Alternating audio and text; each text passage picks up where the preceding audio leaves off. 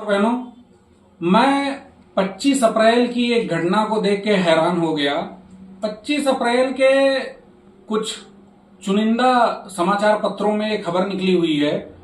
कि चीन ने सियाचिन ग्लेशियर के पास में एक सड़क का निर्माण करना शुरू कर दिया है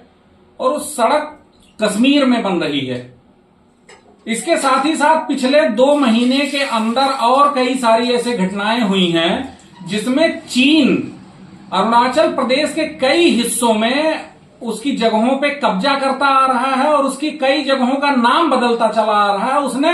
पिछले कुछ समय में वहां के 58 जगहों का नाम बदल के रख दिया है। और भारत सरकार,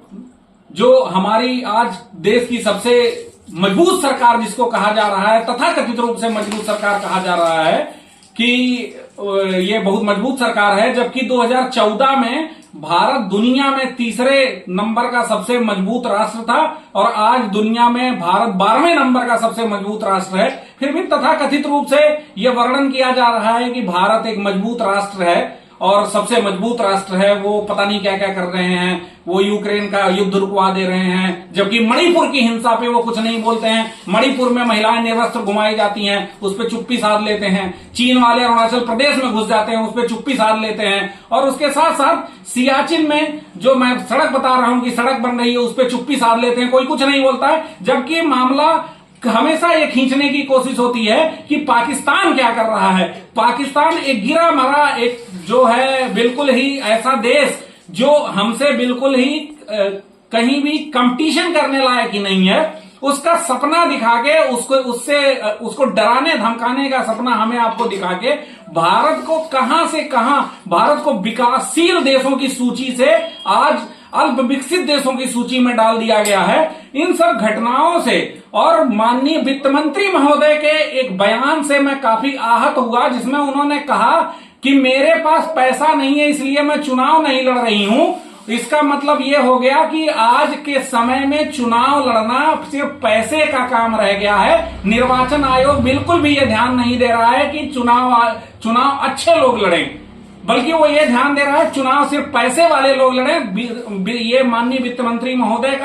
के बयानों का आशय निकलता है कि अगर उनके पास पैसा नहीं है तो वो चुनाव नहीं लड़ सकती हैं। जबकि जो वर्तमान सरकार है, इसने आतंकवाद के आरोपियों तक को, प्रज्ञा ठाकुर तक को चुनाव लड़ा के सदन में पहुंचा दिया, सांसद बना दिया। तो मैं इन सब बातों से इतना आहत हुआ कि मैंने जो है लोकसभा पद प्रत्याशी के लिए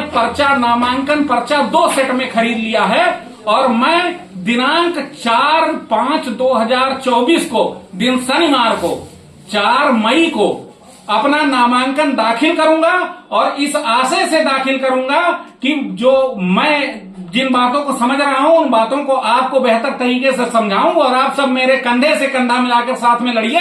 जिससे इस सरकार को उखाड़ फेंका जाए। और उसके साथ ही साथ जो मेरा लोकसभा क्षेत्र होगा उससे मैं आप लोगों को एक विकास की गारंटी दे सकूं, एक ऐसा काम कर सकूं, जो एक ऐसा मानक प्रस्थापित कर सकूं जो राजनीति में बिल्कुल नए तरीके का हो। मैं किसी पार्टी से टिकट लेके चुनाव नहीं लड़ रहा हूं, क्योंकि वही वित्त मंत्री वाला बयान फिर से मुझे बोलना पड़ेगा कि मेरे पास पार्टी का टिकट खरीदने के लिए पैसा नहीं है, लेकिन मेरे पास साफ और अच्छी नीयत है कि मैं अच्छे काम करूं और आप लोगों के लिए जो मैं अपने क्षेत्र के बारे में जो मैं समझता हूं कि हमारा जो क्षेत्र है वो एक कृषि प्रधान क्षेत्र है। हमारे जिले की जमीन बहुत ही उपजाऊ जमीन है और हमारे यहाँ कोई भी ऐसी फसल नहीं होती जो पैदा नहीं होती है, लेकिन हमारे यहाँ कृषि संसाधनों की, जो कृषि विपणन की और उनके लिए संसाधनों की, उनके लिए उद्योगों की ऐसी कमी है कि लोग वहां पे उस चीज का उत्पादन नहीं कर पाते हैं। मैं ये ऐलान करता हूं कि मेरे चुनाव का परिणाम चाहे जो हो, लेकिन मैं अपने जिले में 2 गन्ना मिलों की स्थापना करने के लिए प्रयासरत रहूंगा और तब तक प्रयासरत नहीं रहूंगा जब तक जो है दोनों गन्ना मिलों की स्थापना नहीं हो जाती है। बहुत बहुत धन्यवाद किसान भाइयों, बहुत बहुत धन्यवाद भाइयों और बहनों। इसलिए आप लोगों से विनम्र निवेदन है कि 4 मई को आप लोग मेरे साथ चलकर मेरे नामांकन में शामिल होइए और जो मैंने नामांकन पर्चा आप लोगों के भरोसे पे खरीदा है, जो मैंने नामांकन पर्चा आप लोगों के भरोसे पर लिया है, उस चीज में आप लोग कंधे से कंधा मिलाकर चलिए। और मैं आपको एक चीज और बता दूं, ये नामांकन पर्चा लेते जाते टाइम इतनी बार 5 बार मुझे चेकिंग से गुजरना पड़ा और तब जाके मुझे ये पर्चा कम से कम 5-6 लोगों के वेरिफिकेशन के बाद मिला है। और इतना वेरिफिकेशन और इतना जांच पड़ताल अगर पुलिस ने और इस देश के सुरक्षा तंत्र ने किया होता तो पुलवामा का हमला इस देश में कभी नहीं हो पाता, जो आज तक एक विवाद का विषय बना हुआ है कि पुलवामा का हमला किसने करवाया और पुलवामा के हमले की जांच क्यों नहीं हुई। इसके साथ ही साथ मैं आपको यह भी आश्वासन दिलाता हूं कि मैं जिस दिन से सदन में पहुंचूंगा उस दिन से इन सब गंभीर मुद्दों पे मैं हमेशा सवाल उठाता रहूंगा, जैसा कि हमारे सांसदों ने, जो हमारे सांसद रहे हैं वर्तमान में, उनके आज तक एक भी ऐसे कोई रिलेवेंट सवाल नहीं रहे हैं जिससे देश की जनता का या हमारे क्षेत्र के, हमारे जिले की जनता का कोई फायदा हो सके। बल्कि एक बार तो बहुत सारे लोगों ने ये मुहिम चला रखी थी कि हमारा जो जिला है उसका, हमारा जो लोकसभा क्षेत्र है उसका सांसद खो गया है, उसका सांसद को खोजा जाए, उस पर इनाम रखने तक की बात चलने लगी थी। मैं इस तरीके का प्रत्याशी नहीं हूं और इस तरीके से मैं बनना भी नहीं चाहता हूं। मैं हमेशा आप लोगों के बीच में बना और डटा रहूंगा, भले से परिणाम कुछ भी हो। इसलिए आप लोग मेरे साथ मिलकर मेरे कंधे से कंधा मिलाकर लड़िए और आप अपने लिए एक अपना प्रत्याशी का चयन करिए, जिससे आपको वो सारी चीजें, आपकी वो आवाज, जो आपकी आवाज दबी रह जा रही है, वो आवाज सदन में गूंजे। बहुत बहुत धन्यवाद भाइयों और बहनों।